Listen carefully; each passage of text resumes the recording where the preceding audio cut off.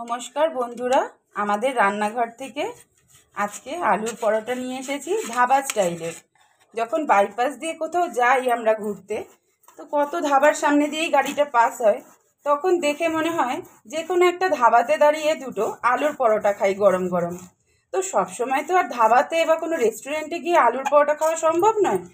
ওই স্বাদেরই যদি ঘরে ভালো করে তৈরি করে নেওয়া যায় তাহলে তো আর কোনো কথাই নেই। আমি 5টা মিডিয়াম সাইজের আলু সেদ্ধ করে রেখেছিলাম, এখন ঠান্ডা হয়ে গেছে, আমি গ্রেটারে গ্রেট করে নিচ্ছি, তারপরে দেখাচ্ছি কিভাবে করব। সাথে থাকো। এই আলুগুলো তোমরা হাত দিয়েও চাইলে চটকে নিতে পারো, অথবা স্ম্যাশার দিয়ে স্ম্যাশও করে নিতে পারো, কিন্তু আমি গ্রেটারে গ্রেট করছি একটাই কারণে, আলুটা খুব স্মুথ হবে তাই জন্য। দেখো কি সুন্দর হয়ে গেছে। আলুর যে পুরটা বানাবো তার জন্য আমি কিছু মশলা নিয়ে নিয়েছি। দেখো, মৌরি, সাদা জিরে, ধনে, গোলমরিচ, তেজপাতা, গোটা গরম মশলা আর শুকনো লঙ্কা, এগুলো আমি একটু ড্রাই রোস্ট করে তারপর মিক্সিতে পেস্ট করে নেব। কড়াই গরম হয়ে গেছে, মশলাগুলো আমি হালকা ফ্রাই করে নিচ্ছি। মশলা থেকে খুব সুন্দর গন্ধ বেরিয়ে গেছে, এবার আমি কড়াইটা নামিয়ে নেব, ঠান্ডা করে তারপর মিক্সিতে পেস্ট করব। মশলাটা ঠান্ডা হতে হতে আমি ময়দাটা মেখে নিচ্ছি। বড় চামচের 1 চামচ আজওয়ান নিয়েছি, দেখো হাতে একটু ক্র্যাশ করে দিচ্ছি, এতে স্মেলটা খুব ভালো হবে।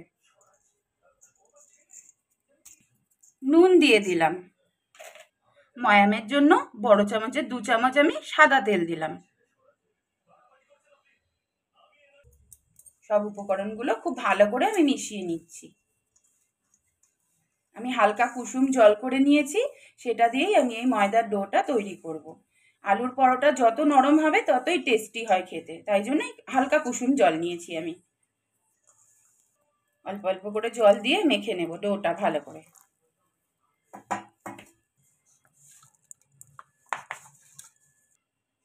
সাদা তেল আমি একটু মাখিয়ে রাখছি। ডোটা আমার পুরো রেডি হয়ে গেছে, 30 মিনিট মতো আমি একটু ঢাকা দিয়ে রেখে দেব।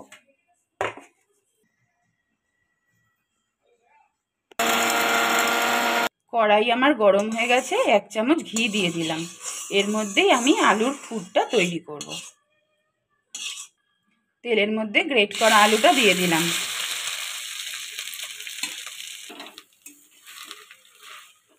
স্বাদের জন্য আমি বিট লবণ ব্যবহার করলাম। হলুদ গুঁড়ো, খুব সামান্য লঙ্কার গুঁড়ো, অল্প একটু চিনি দিয়ে দিলাম। আগে থেকে ড্রাই রোস্ট করা ভাজা মশলাটা আমি দিয়ে দিলাম। এই পুরটা যত নেড়ে নেড়ে ভাজবে ততই সুন্দর হবে। যদি খুব অল্প নেড়ে নামিয়ে দাও তাহলে কিন্তু পরোটা বেলার সময় ফেটে যাওয়ার চান্স থাকে। একদম শুকনো করে পুরটা তৈরি করে নিতে হবে। আর হলুদ গুঁড়োটা আমি একটুখানি দিলাম, তোমাদের ইচ্ছা না হলে তোমরা দিও না। পুরটা আমার প্রায় রেডি হয়ে গেছে। অল্প একটু কসুরি মেথি আমি হাতে ডলে দিয়ে দিলাম। এর মধ্যে তোমরা পেঁয়াজ রসুন দিয়েও করতে পারো, আমি যেহেতু পিওর ভেজ বানাচ্ছি তাই জন্যই আমি পেঁয়াজ রসুন ব্যবহার করলাম না, অল্প একটু কসুরি মেথি দিলাম। তোমরা চাইলে এর বদলে ধনেপাতা কুচিও দিতে পারো। পুরটা দেখো আমার রেডি হয়ে গেছে, ঠান্ডা হওয়ার জন্য একটা প্লেটে আমি বেড়ে দিয়েছি। 30 মিনিট পর আমি খুলে নিলাম, এবার একটু ঠেসে নিচ্ছি ভালো করে।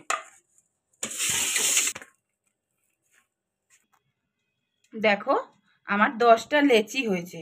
এই গোল্লাগুলো সবসময় একটু বড় বড়ই নিতে হয়, কেন পুর ভরে বেলতে তাহলে সুবিধা হবে। চাকিতে অল্প করে ময়দার গুঁড়ো ছড়িয়ে নিলাম। এরকম সাইজের রুটির মতন বেলে নিলাম। এবার এক একটা করে আলুর পুরের গোল্লাগুলো এর ভেতরে ভরে দিচ্ছি, দিয়ে মুখটা ভালো করে আটকে দেব।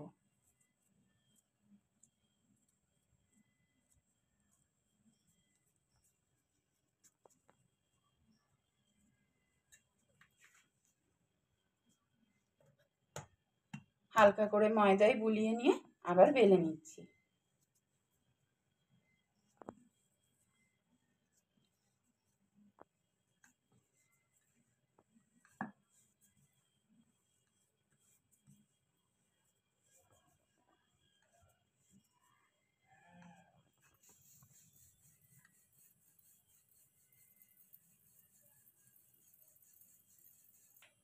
তাওয়া গরম হয়ে গেছে, এক এক করে পরোটা আমি দিয়ে নিচ্ছি। শুকনো তাওয়ার মধ্যে আমি একটু হালকা ব্রাউন করে আগে সেঁকে নিলাম। এবার আমি ঘি দেব, অল্প করে ঘি দিয়ে দিয়ে ভাজবো। বাটার দিয়েও তোমরা ভাজতে পারো, সাদা তেলেও ভাজা যায়, কিন্তু ঘি দিলে খুব সুন্দর একটা গন্ধ বেরোয়। তাই আমি অল্প অল্প করে ঘি দিয়ে ভালো করে ব্রাউন কালার মতো করে ভেজে নেব। দেখো কি সুন্দর ফুলে উঠেছে। প্রথমেই যদি তেল বা বাটার দিয়ে ভাজো তাহলে কিন্তু এরকম ফুলবে না।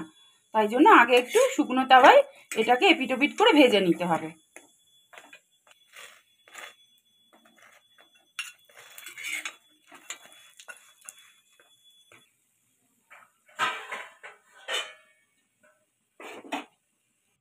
দেখো আরও একটা এইভাবে করে নিলাম।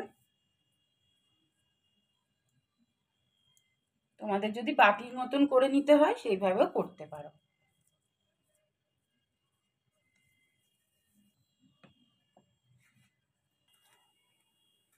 সবকটাই আমি একইভাবে ভেজে নেব।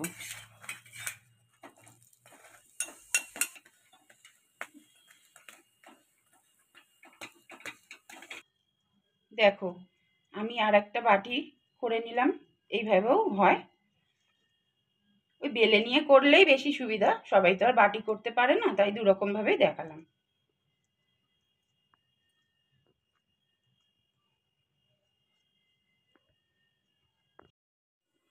ধাবা স্টাইল আলুর পরোটা কিন্তু আমার রেডি হয়ে গেছে। দেখো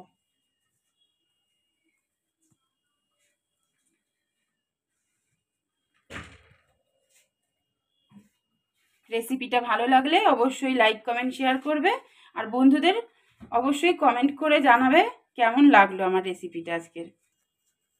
দেখো কত সফট হয়েছে। এর সাথে রায়তা অথবা টমেটো কেচাপ দিয়ে আর কিচ্ছু লাগবে না, সব কটা শেষ হয়ে যাবে এখনই।